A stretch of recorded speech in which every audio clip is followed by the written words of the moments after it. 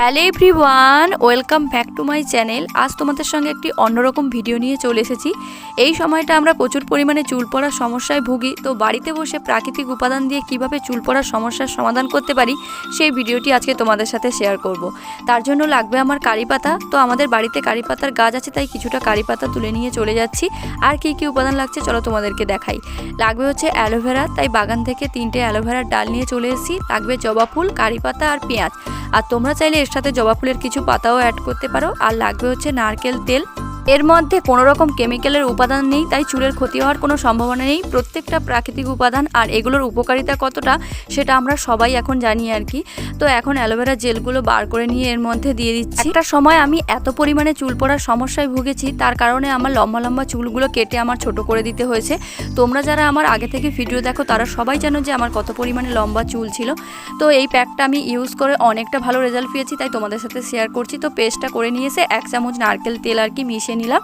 তারপরে চুলটাকে ভালো করে আঁচড়ে নিতে হবে। এই প্যাকটা লাগানোর আগে কোনো রকম চুলে জট থাকলে হবে না, তাই চুলটাকে আগে ভালো করে জট ছাড়িয়ে নিয়ে তারপরে আর কি আমি চুলটাকে দুটো সেকশানে ভাগ করে নিচ্ছি।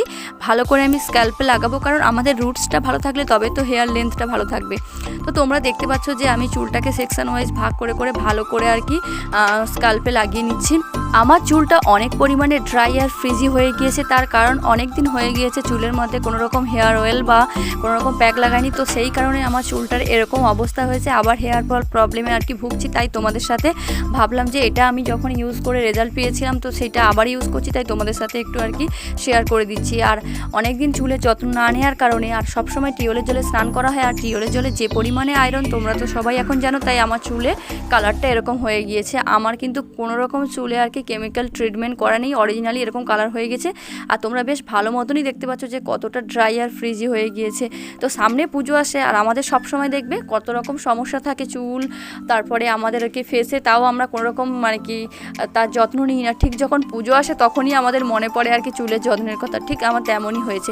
এতদিন ঠিকঠাক ছিল, কোনো রকম হেয়ার ফল হয়নি, যেরকম নর্মাল হয় সেরকম হতো। কিছুদিন হয়ে গিয়েছে মানে এতটা মানে কি বলবো আর কি চুলের যত্ন করিনি, তার কারণে আজকের এই সমস্যা। তা আগে এই প্যাকটা ইউজ করে আমি ভালো রেজাল্ট পেয়েছিলাম, কোনো রকম চুল ওঠেনি, তার জন্য আবার এটা ব্যবহার করতে শুরু করেছি।